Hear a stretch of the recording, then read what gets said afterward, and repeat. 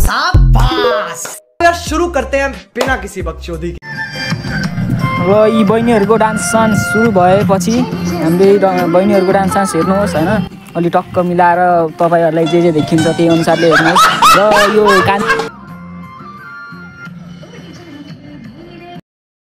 फागुनको 5 गते आर्टिस्ट र यसै गरी हाम्रो वार्षिक उत्सवमा चाहिँ नाना बहिनीहरू साना बहिनीहरूले नाचेको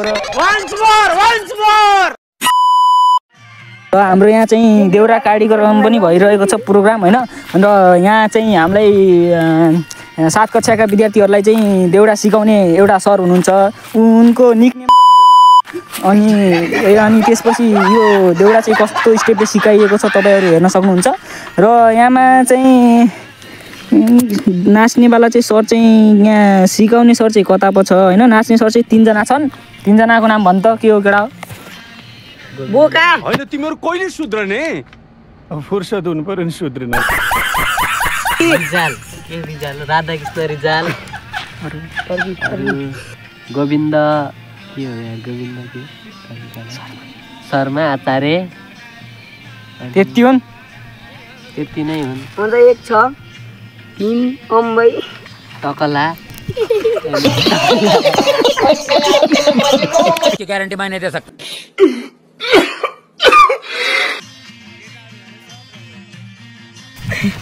यसै गरी हामीले सरहरूका चाहिँ नामहरू लिइसकेका छौँ। यसै गरी र अहिले चाहिँ ठुलाको डान्स भइरहेको छ। डान्स गर्ने बहिनीहरू त होला हैन? खै बहिनीहरू नै हुन्, यी कति 4 क्लास 5 क्लासका बहिनीहरू हुन्।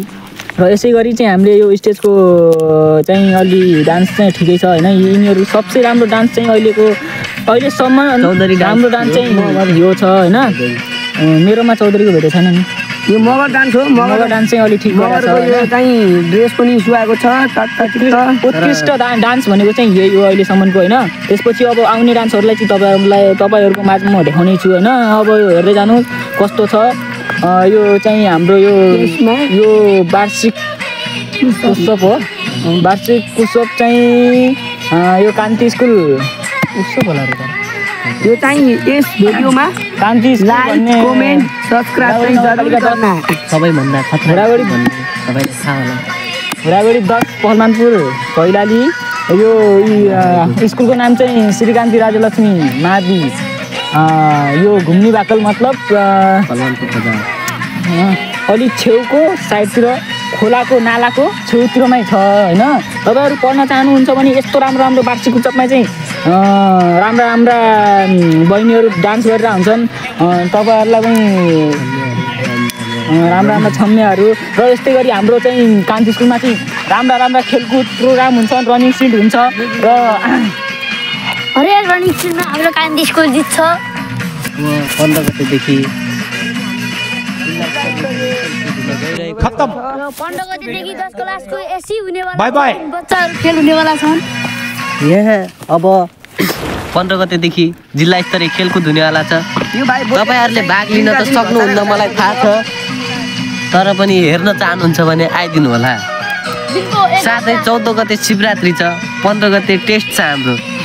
पहिला 14 गते टेस्ट गर्ने कि 15 गते टेस्ट गर्ने भन्ने विषयमा यहाँ अहिले छलफल भइरहेको छ। तर यो अहिले छलफल गर्ने विषय त हैन। क्यामेराम्यान म यता फोकस गरिरहेको छु यता।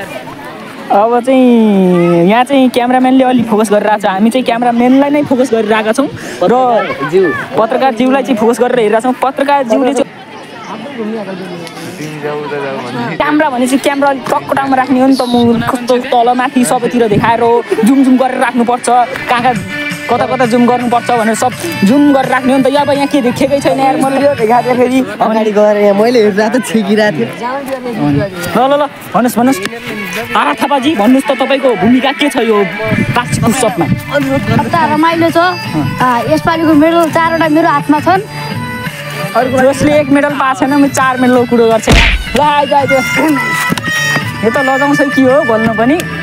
ल लाजकुमारी रहेको छ। यसपछिको चाहिँ राम्रै भएको थियो भनौँ। ल केटा यो चुडीको वार्षिक उत्सव चाहिँ राम्रो लाग्यो कि नै? मलाई त बब्बा लाग्यो गाइस। यो अर्को साल पनि राम्रै थियो तर यहाँ बजेट धेरै हालेको त लगानी कम लगाएको जस्तो लाग्यो मलाई त। रेकर्डिङ यति भन्दै काजी प्रकाशबाट समाप्त हुँदैछ यो भिडियो। राम्ररी हेर्नु होला, लाइक सब्सक्राइब गर्न नबिर्सिनु होला। यी नानी बाबुहरूको राम्रो डान्स छ, यो डान्ससँगै रमाइलो गर्दै मजा लिँदै बस्नु होला। र के छ तयारी होइन, यस्तो तयारी सयारी पनि गर्नु होला होइन। राम्ररी आफ्नो ध्यान दिनु होला होइन, आफ्नो बारेमा सोच्नु होला। यति भन्दै टाटा बाई बाई। एकछिनको लागि फेरि म बोल्नेछु। यति भन्दै छुट्टिने छौँ हामी आजबाट।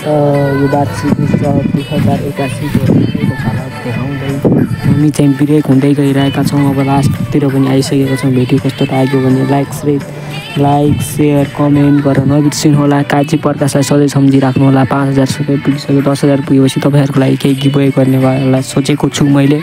यो गिभवे कसलाई कसलाई चाहिएको छ काजी प्रकाशलाई लाइक र 10K पुगाइदिनु होला यो भिडियोमा। त्यसपछि गिभवे हुनेछ। त्यो च्यालेन्ज चाहिँ म अर्को भिडियोमा भन्नेछु।